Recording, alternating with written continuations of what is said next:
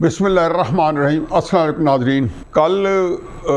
ہمارے chief of army staff general Asim Munir صاحب کی کاروباری لوگوں سے ملاقات ہوئی تھی اور انہوں نے وہاں ان کو بہت ہی اچھی میٹنگ رہی 5-6 گھنٹے کی۔ میری جن سے دوستوں سے بات ہوئی، جو سارے بڑے پاکستان کے جیت چوٹی کے کاروباری لوگ تھے، شخصیات تھی، وہ سارے مطمئن ہیں۔ میں اکثر کو جانتا ہوں کہ جو ایک عرصے سے ناخوش تھے اور غیر مطمئن تھے۔ اب ایک میٹنگ اگر کسی ایک سیزن بزنس مین کو مطمئن کر دیتی ہے تو اس کا مطلب ہے کہ اس کے اندر بہت کچھ تھا جو کہ ان کو بزنس مین کے پلیٹ میں رکھا گیا ہوگا اور وہ اس سے مطمئن ہو کے گئے۔ اس کا بیک گراؤنڈ یہ ہے کہ جس میں انہوں نے ان کو ایک سارا بتایا اور ان کی بہت سی چیزیں بتائی کہ جو چیزیں ہماری خرابی ہیں اس کو ہم نے دور کرنے کے لیے کوئک فکسز بتایا کہ کیسے اسمگلنگ ہے، چینی کے بحران کو روکنا ہے تو اس کی اسمگلنگ روکنی ہوگی، ڈالر کا انفلو کیسے بڑھانا ہے اور ڈالر کا آؤٹ فلو کیسے کم کرنا ہے تاکہ ڈالر کی جو روپے کی قدر میں اضافہ ہو اور ڈالر کی جو قدر میں پاکستانی روپے کے مقابلے میں کمی ہو۔ یہ ساری باتوں کے ساتھ انہوں نے یہ بھی خوشخبری دی جو ایک عرصے سے کئی دفعہ بتا بھی چکے ہیں ملفوف انداز میں کہ پاکستان میں 50 ارب ڈالر کے قریب سرمایہ کاری اگلے 2-3 سال میں آنے والی ہے۔ میرا اس کے بارے میں ہمیشہ زاویہ مختلف ہے۔ میں اپنے ایک کالم میں بھی لکھ چکا ہوں، بلکہ 2 ہفتے پہلے میں نے کالم لکھا تھا اور وہ ہماری ایک مڈبھیر ہو گئی تھی وزیر اعظم انوار الحق صاحب کی حلف وفاداری کی تقریب کے اوپر۔ میں شامی صاحب کے نکلنے لگے تو وہاں پہ آمنا سامنا جب ہو گیا آرمی چیف صاحب سے تو تھوڑی سی ایک کنورسیشن ہوئی شامی صاحب کی جنرل عاصم منیر صاحب سے، جس میں انہوں نے شامی صاحب کو 2-3 باتوں کی تلقین کی اور اس کو ترویج دینے کی جو ہے کے لیے کہا، اور وہ یہ تھا کہ پاکستان کا ایک مثبت امیج جو ہے وہ آپ پھیلائیں اور پاکستان خوشحال پاکستان جو کہ بہت ترقی کرنے والا ہے وہ لوگوں کو اندر حوصلہ دے اور تاکہ ایک مثبت سوچ ہو اور ایک پازیٹیو تھنکنگ آئے۔ خود بھی میں نے دیکھا ان کی تقاریر میں اس طرح کی جو سوچ ہے اس کو بہت انہوں نے جگہ دے رکھی ہے، گنجائش دے رکھی ہے اور لوگوں کو کہ حوصلے بلند کر رہے ہیں کہ پاکستان بہت اوپر جا رہا ہے، اس کی ساری جو مسائل ہیں وہ حل ہو جائیں گے۔ میرا زاویہ سے تھوڑا مختلف ہے اور میرا زاویہ اس لیے مختلف ہے کہ میں ایک خاص قسم کے عقیدے کا، ایک خاص قسم کے فرقے کا، خاص قسم کے مذہب کا جو ہے پیروکار ہوں اس سیاست کے، اور وہ یہ ہے کہ میں سمجھتا ہوں کہ ساری چیزوں کی جو ہے وہ سیاسی استحکام ہے، اور سیاسی استحکام پاکستان کے لیے 1973 کے آئین کی حکمرانی ہے۔ اس کی دھجیاں جو 6 سال جنرل باجوہ نے اڑائیں اور اس سے پہلے بلکہ اس کا تھوڑا بہت آغاز ہو گیا تھا جنرل حی شریف سے وقت سے، یہ اس کا خمیازہ ہے کہ آج اب بھگت رہے ہیں۔ تو اس لیے 2 چیز بھی ہوگی، وہ سیاسی استحکام کے بغیر آپ یہاں پہ 50 ارب ڈالر اول تو آئے گا نہیں اس کی عدم موجودگی میں، اور اگر آئے گا تو پھر آپ اس کو کہاں تک پہنچائیں گے۔ اس میں ایک اور فکر بھی ایڈ کرتا جاؤں کہ شاید جن ممالک نے بات کی ہوگی اور انویسٹمنٹ کی بات کی ہوگی یا باقی باتوں کی بات کی ہوگی، قطع نظر سے اس انویسٹمنٹس کی جزیات کیا ہوں گی، وہ یہ کی ہوگی کہ آپ پاکستان میں سیاسی استحکام لائیں یا ایک پولیٹیکل سٹیبل گورنمنٹ لائیں۔ اسی وجہ یہ ہے کہ چائنا کا 2015 کا سٹارٹ کیا ہوا سی پیک پروگرام جو ہے، جو سی پیک منصوبہ جس نے 2020 کے اندر ایک فیز مکمل ہونی تھی، وہ ہم نے 2017-2018 کی سیاسی کشمکش میں چپکلش میں نواز شریف صاحب کو اقتدار سے نکالنے کے چکر میں سی پیک کا بٹھا بٹھا دیا، اور بلکہ یہ پلاننگ یہی تھی باجوہ صاحب۔ تو میں سمجھتا ہوں کہ اکثر تو یہاں پہ ہوتا ہی ہے کہ اپنی اقتدار کے لالچ میں اپنی طاقت کو مزید بڑھانے کے لیے ہمارے آرمی چیف ماضی کے اندر وارداتیں کرتے رہے، لیکن باجوہ صاحب لگتا ہے کہ ایک پلانٹڈ آدمی تھے، اور وہ جس طریقے سے میں کبھی یحییٰ خان کو دیکھتا ہوں تو میں کہتا ہوں وہ اتنا ایک احمق آدمی تھا کہ اور اتنا وہ بد کردار آدمی تھا کہ یہی نتیجے نکلنے تھے ایسے بندے کے اس کمبینیشن کے ساتھ کہ بندہ احمق بھی ہو اور بد کردار بھی ہو۔ باجوہ صاحب کے بارے میں سمجھتا ہوں کہ نہ وہ احمق تھے اور نہ وہ بد کردار تھے، وہ جو کر رہے تھے وہ سوچی سمجھ سکیم کے تحت کر رہے تھے۔ کئی دفعہ ڈسکس کر چکے ہیں کہ چاہے کیسے کشمیر چلا گیا، کیسے پاکستان کی مزید برباد ہوئی، لیکن یہ جو 2017-2018 میں نواز شریف صاحب کی حکومت کو اکھاڑنے کے لیے جہاں ان کا ذاتی اقتدار جو مستحکم ہو رہا تھا، یہ طاقت مستحکم ہو رہی تھی، وہاں پہ سی پیک منصوبہ جو تھا انہیں ٹھپ ہونا تھا۔ اس کی وجوہات میں پہلے بتا چکا ہوں، بعد میں کبھی بتاؤں گا، لیکن آج میرا موضوع فرق ہے۔ اب یہی وجہ تھی کہ جیسے عمران خان آئے تو پہلی جو سٹیٹمنٹ دی رزاق داؤد جس کو وزیر تجارت بنایا گیا، جو کہ سی پیک کے لیے جس نے پیوٹل رول ادا کرنا تھا یا جس نے اس کو اسپیئر ہیڈ کرنا تھا، اس میں جزائے داؤد صاحب کا بیان تھا کہ سی پیک ہم 2 سال کی شیلف کر رہے ہیں. میں نے تب بھی کہا تھا انا للہ و انا الیہ راجعون. لیکن چائنا کو جو اس کا نقصان ہوا تو وہ اس لیے اب یہ کہتے ہوں گے کہ یار پچھلی دفعہ کیا تو آپ نے حکومتوں کی کاٹ پچاڑ کے اندر سی پیک بند ہو گیا. ہمارے 12-14 بلین ڈالر جو پاکستان میں خرچ ہوئے نہ وہ ادھر کے رہے نہ ادھر کے رہے, کیونکہ 2020 میں سی پیک کی پہلی فیز مکمل ہونے کے بعد چائنا نے 1 ملین بیرل تیل جو ہے گوادر سے لے کے سست بارڈر تک چائنا میں داخل کرنا تھا بائی روڈ, اور یہ وہ روڈ وہ ڈیولپ کر رہے تھے سی پیک منصوبہ. روڈ تو پتہ نہیں کسی حد تک ڈیولپ ہو گئی, لیکن نہ گوادر پورٹ ڈیولپ ہو سکی اس طریقے سے, اور نہ آگے چائنا کو تیل جا سکا. اب ان حالات میں چونکہ پاکستان کے اندر سیاسی استحکام جو ہے ظاہر ہے دوبارہ یہی چاہیں گے کہ جو اگلی جو حکومت ہو وہ مستحکم ہو. ان کے نزدیک تو شاید آئین پاکستان 73 کا آئین جو ہے وہ اتنا زیادہ امپورٹنٹ نہ ہو. وہ تو یہ کہتے ہوں گے جی 2 دھاندلی سے بھی آپ مکمل ہو جائے. میرے نزدیک نہیں. اگر آپ 1973 کے آئین سے ہٹ کے کوئی بھی حکومت بنائیں گے وہ مستحکم نہیں ہوگی. اچھا, ہمارے ہاں اسٹیبلشمنٹ کا ایک بڑا کرائسس ہے. یہ میں ان کے اپنے لکھے اکاؤنٹس جو ہیں مشرقی پاکستان کے اوپر, جنرل رؤف فرمان علی کا, جنرل خادم راجہ کا, بریگیڈیئر صدیق سالک کا, ان سب کے اندر اس کے بعد میں نے کرنل رفیع الدین کا ضیاء الحق کے وقت میں, اور جتنے بھی اکاؤنٹس ہیں ضیاء الحق کے وقت میں نے ساروں میں دیکھا کہ ایک چیز سب میں مشترک ہے. ایوب خان کے وقت کے اندر بھی یہی صورتحال تھی, ایون جب وہ مارشل آرٹ نہیں لگا تھا, کہ اسٹیبلشمنٹ میں انفارمیشن جو ہے اس کی جو اوپر سے نیچے فلو جو ہے وہ یک طرفہ ہے. یہ نہیں کہ نیچے کی انفارمیشن اوپر نہیں جاتی, لیکن نیچے کی انفارمیشن اب صرف وہی دیتے ہیں جو کہ آرمی چیف کی طبیعت پہ گراں نہ گزرے, چاہے بھلے سے وہ کہتے رہے کہ بھائی مجھے سچ بتاؤ, لیکن نیچے کے آفیسر سارے بھاگ جاتے ہیں. وہاں ایک سارا ہماری جہاں پہ کمانڈ اینڈ کنٹرول سخت ہو وہاں خوش آمدی کلچر ساتھ ساتھ ڈیولپ ہو جاتا ہے. پروفیشنل فوج ہے, جنگ کے دنوں میں تو ہو سکتا ہے کئی باتیں جو ہے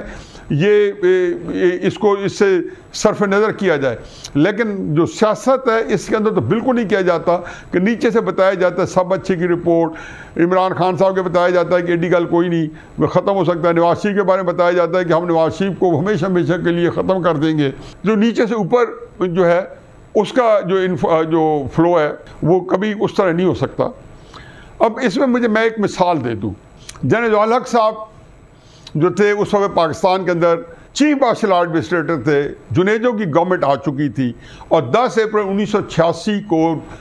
بے نظیر صاحبہ امریکیوں کے ساتھ انڈرسٹینڈنگ کر کے اور ضیاء الحق کو کسی نہ کسی کنونس کر کے,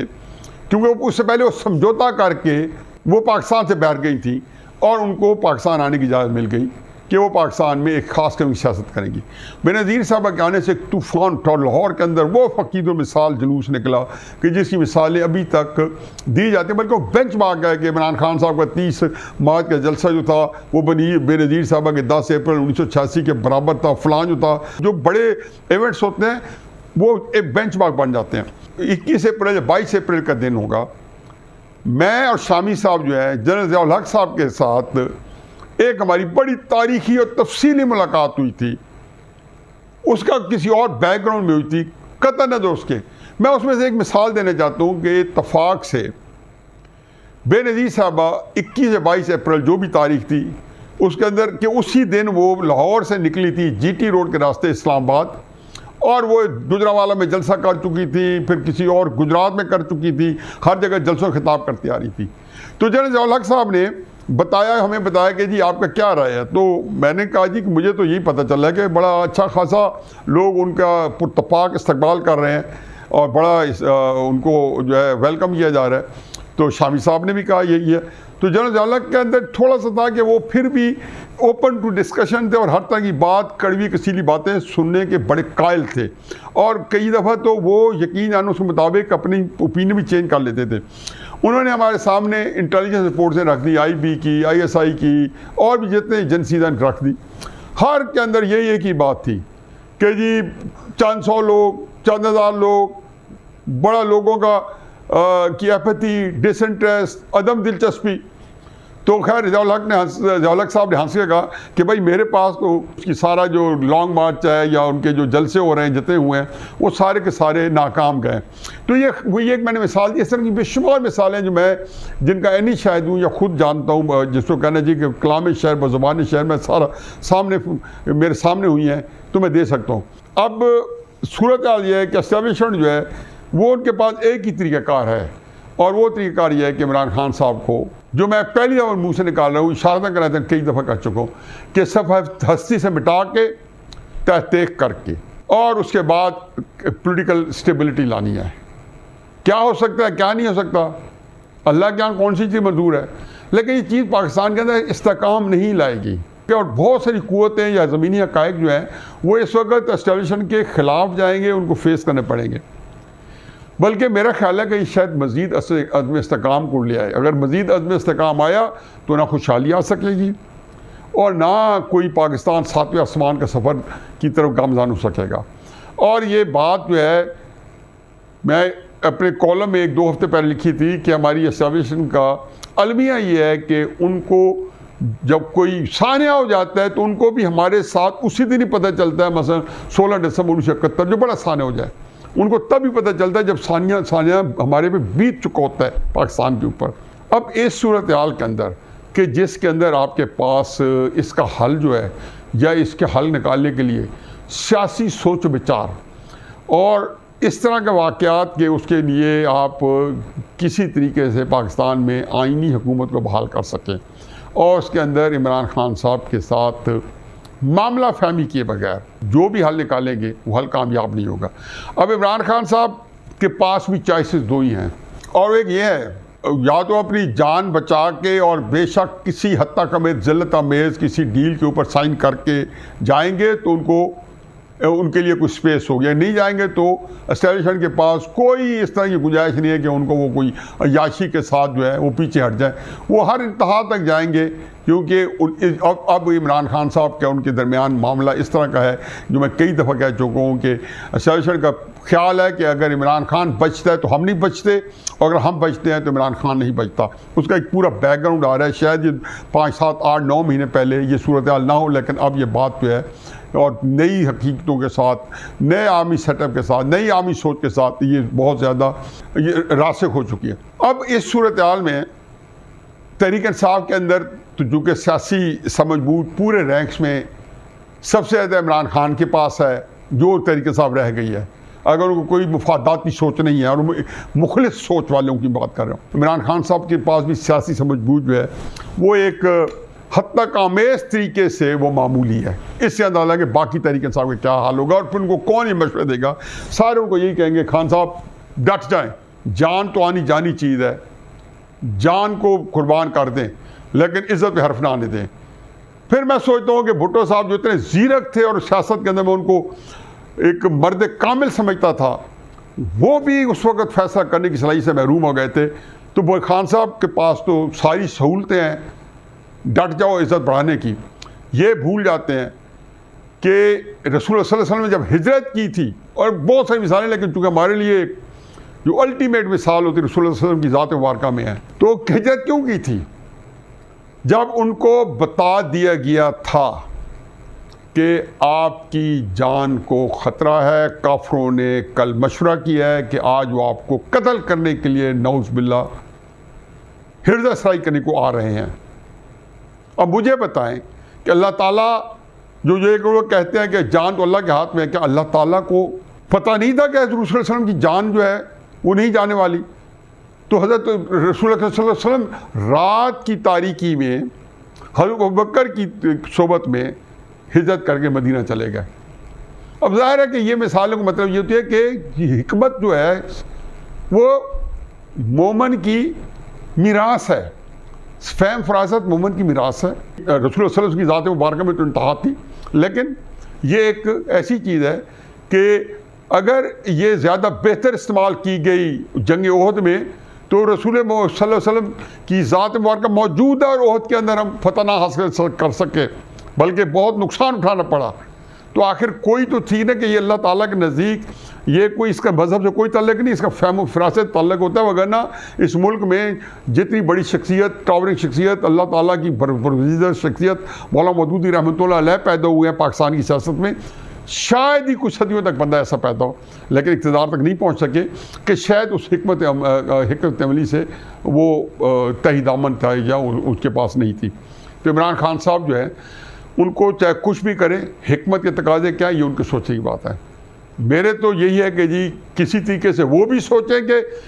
اس ٹرمائل کو ختم کرنے کے لیے اسٹیبلشمنٹ نے یہاں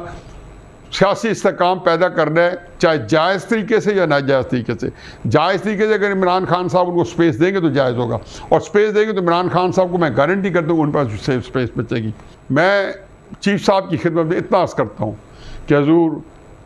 50 ارب ہوں جتنے ہوں، خوشحال پاکستان کی جو کی ہے وہ استحکام پاکستان میں ہے، اور استحکام پاکستان کے لیے آپ کو جو پبلک اوپینین ہے اور جو ایک بڑی رائے عامہ ہے اس کا احترام کرنا ہوگا کہ آیا وہ آپ کے ساتھ آپ کے اقدامات میں متفق ہے یا نہیں۔ رائے عامہ کے خلاف جو بھی فیصلے کیے گئے اور جتنی قوت سے نافذ کیے گئے ان کے اتنی بھیانک نتائج نکلے۔ وما علینا الا البلاغ۔